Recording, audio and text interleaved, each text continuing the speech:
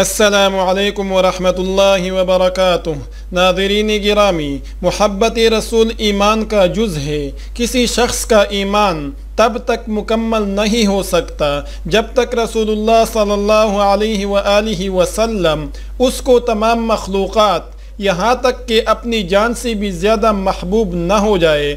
اور پھر کل کی ویڈیو میں ہم نے آپ کو بتایا تھا کہ محبت کے 4 بڑے اسباب ہیں: حسن و جمال، فضل و کمال، قرابت و اتصال اور احسان۔ اور پھر ان میں سے شروع کے 2 اسباب کے بارے میں ہم نے کل کی ویڈیو میں تفصیل کے ساتھ بات کی تھی، اور آج کی ویڈیو میں ہم مزید 2 بڑے اسباب محبت کے بارے میں آپ کو بتائیں گے۔ لیکن ویڈیو کو شروع کرنے سے پہلے آپ سے درخواست ہے کہ مزید اس طرح کی اچھی ویڈیوز کے لیے ہمارے چینل کو ضرور سبسکرائب کر لینا۔ محبت کا تیسرا بڑا سبب قرابت و اتصال ہے۔ ناظرین گرامی، کسی سے محبت و انس کی ایک وجہ قرابت و اتصال ہوتی ہے۔ حضور نبی کریم صلی اللہ علیہ وآلہ وسلم کا اپنی امت سے قرابت و اتصال کا اندازہ سورہ احزاب کی اس آیت مبارکہ سے ہو جاتا ہے، جس کا ترجمہ یہ ہے: حضور نبی کریم صلی اللہ علیہ وآلہ وسلم مومنوں کے ان کی جانوں سے زیادہ قریب اور حقدار ہے، اور آپ صلی اللہ علیہ وسلم کی ازواج مطہرات رضی اللہ تعالی عنہن ان کی مائیں ہیں۔ محبت کا چوتھا بڑا سبب احسان ہے۔ ناظرین گرامی، محبت و پیار کا ایک سبب محبوب کا محسن ہونا بھی ہے۔ عربی زبان کا مشہور مقولہ ہے: الانسان عبد الاحسان۔ اسی طرح کسی نے خوب کہا ہے کہ دلوں کی فطرت ہے کہ جو ان پر احسان کرے اس سے محبت کرتے ہیں۔ آپ صلی اللہ علیہ وآلہ وسلم کے امت پر اس قدر احسانات ہیں کہ ان کو احاطہ کرنا، انہیں قلم بند کرنا مشکل و ناممکن ہے۔ اللہ تعالی نے تو آپ صلی اللہ علیہ وآلہ وسلم کی بعثت ہی کو پوری انسانیت کے لیے اپنا احسان عظیم قرار دیا، اور سورہ توبہ میں ارشاد فرمایا، جس کا ترجمہ یہ ہے: بے شک تمہارے پاس ایک رسول صلی اللہ علیہ وآلہ وسلم آئے ہیں جو تم ہی میں سے ہیں۔ جو چیز تمہیں نقصان پہنچاتی ہے وہ انہیں بہت گراں گزرتی ہے۔ وہ تمہاری بلائی کے انتہائی حریص ہے، اور ایمان والوں کے لیے انتہائی شفیق اور نہایت مہربان ہے۔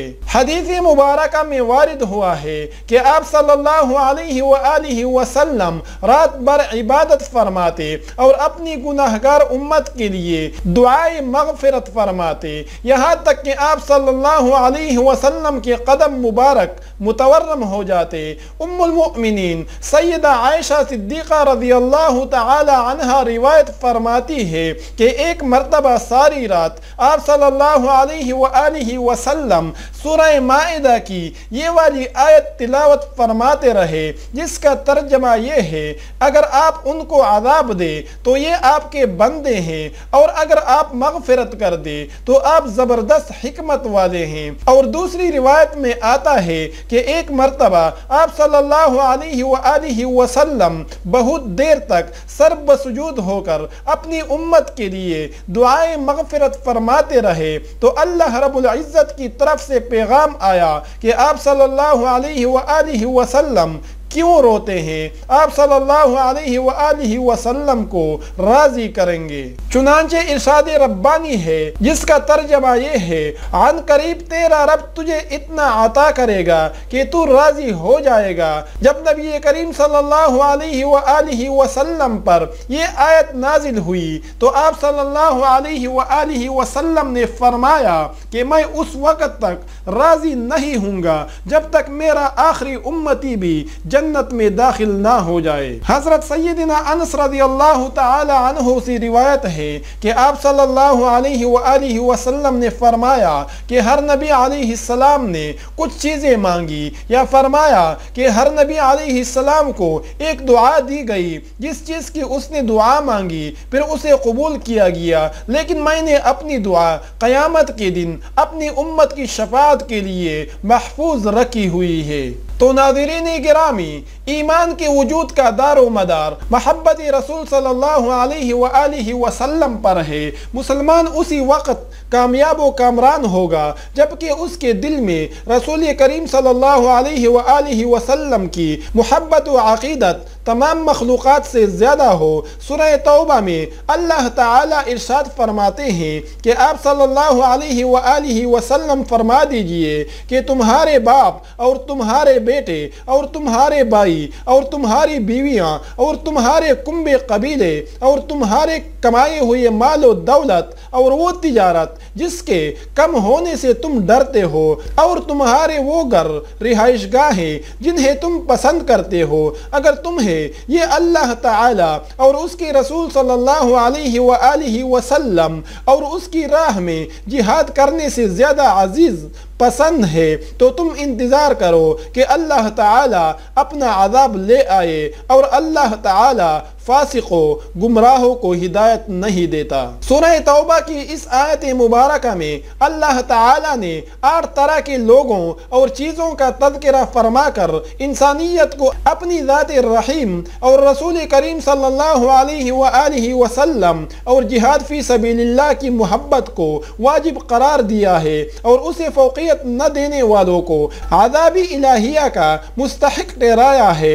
علامہ ابن قیم رحمہ اللہ صراحتاً فرماتے ہیں کہ یہ آیت اس بات کی واضح دلیل ہے کہ جو آدمی آپ صلی اللہ علیہ وآلہ وسلم کو اپنی نفس سے زیادہ عزیز نہ رکھے وہ مومن نہیں۔ اولویت 2 چیزوں کو شامل ہے، آپ صلی اللہ علیہ وسلم سے محبت و انس اپنی جان سے زیادہ ہو، دوسرے نمبر پر انسان کا اپنے اوپر کوئی حکم نہ ہو بلکہ اس کے نفس پر رسول اللہ صلی اللہ علیہ وآلہ وسلم کا حکم ایسے نافذ ہو جیسے آقا اپنے غلام اور باپ اپنی اولاد پر حکم چلاتا ہے، بلکہ آپ صلی اللہ علیہ وآلہ وسلم کا حکم اس سے بھی بڑھ کر ہو۔